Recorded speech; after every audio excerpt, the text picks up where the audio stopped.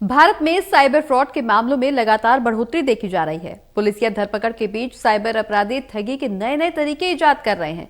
Cyber ठगों के इन नए तरीकों ने पुलिस की भी मुश्किलें बढ़ा दी हैं। देश भर में साइबर फ्रॉड के मामले दिन पर दिन बढ़ते जा रहे हैं। आजकल के कुछ अनपढ़ पढ़े लिखे लोगों को इतनी आसानी से बेवकूफ बना देते हैं कि लोगों को पता भी नहीं चलता कि वो साइबर ठगी का शिकार हो रहे हैं। हालांकि साइबर ठगी को रोकने के लिए हाल ही में सीबीआई ने भी बड़े स्तर पर अभियान चलाया है। इस मिशन का नाम ऑपरेशन चक्र 2 दिया गया है। बता दें कि उत्तर भारत के लोगों के बैंक अकाउंट खाली करने वाला गिरोह सबसे ज्यादा झारखंड के जामताड़ा, बिहार के अररिया, बंगाल के इस्लामपुर और हरियाणा के नूह में सक्रिय है। बंगाल और झारखंड के बॉर्डर पर बसा जामताड़ा साइबर ठगी का केंद्र माना जाता है। नए तरीके यहीं से इजाद किए जाते हैं और फिर अलग अलग जगहों पर रहकर इनके लोग आम नागरिकों से ठगी को अंजाम दे सकते हैं। जामताड़ा से लेकर नूह तक साइबर ठगों का एक नेक्सस है। पुलिस छापेमारी में अब तक जो जानकारी निकल करके सामने आई है, उसके मुताबिक फ्रॉड करने के लिए ये गिरोह 4 स्तर पर काम करते हैं। साइबर अपराधी अपना पूरा कारोबार फोन के जरिए ही चलाते हैं। ठगी के तुरंत बाद फोन नंबर को बंद कर दिया जाता है। ऐसे में इस काम के लिए सिम कार्ड की ज्यादा जरूरत पड़ती है। गिरोह के पहले गुट पर सिम कार्ड सप्लाई की जिम्मेदारी होती है। अधिकांश सिम झारखंड और बंगाल के ग्रामीण इलाकों में खरीदे जाते हैं।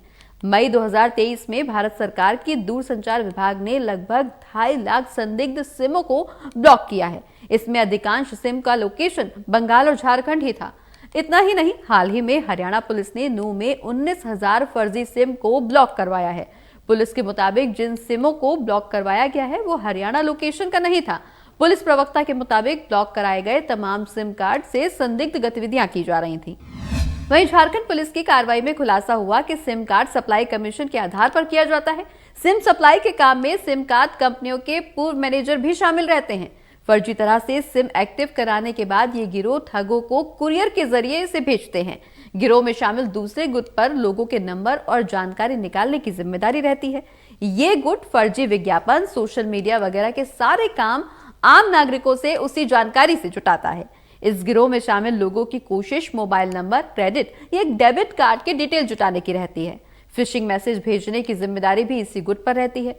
रिपोर्ट्स के मुताबिक जानकारी जुटाने के तुरंत बाद ये गुट सारा डेटा फोन कॉल करने वाले ठगों को दे देता है। गिरोह में आम लोगों से फोन लगाकर ठगी करने का काम सबसे मुख्य माना जाता है।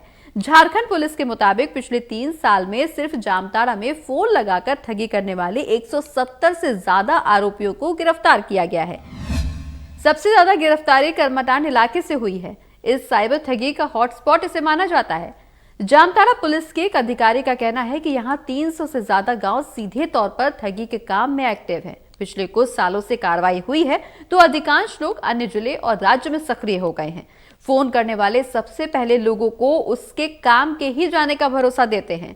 इसके बाद उसके अकाउंट से पैसे ले उड़ते हैं। अकाउंट से फ्रॉड करने के तुरंत बाद अपराधी अपना फोन स्विच ऑफ कर देते हैं। ठगी के पैसे को सफेद करने की जिम्मेदारी गिरोह के अगले गुट पर होती है। ये गुट पैसे को क्रिप्टो करेंसी में बदलने या फिर फर्जी अकाउंट के जरिए तुरंत सफेद करने में जुट जाता है। इसी साल 20 अक्टूबर को जामताड़ा के नारायणपुर से पुलिस ने पैसे सफेद करने वाले एक आरोपी को गिरफ्तार किया था। गिरफ्तारी के बाद आरोपी ने पुलिस को यह बताया था कि वो फर्जी अकाउंट के सहारे पैसे को अपने दूसरे अकाउंट में ट्रांसफर करा लेता है। आरोपी के मुताबिक इस काम में उसे बैंक के कर्मचारी भी सहयोग करते हैं, जिसके बदले उसे कमीशन दिया जाता है। ब्लैक मनी को सफेद करने के मामले में ईडी भी झारखंड के जामताड़ा में कार्रवाई कर चुकी है। सीबीआई में देश के 76 ठिकानों पर मनी ट्रेल के मामलों की जांच हो रही है।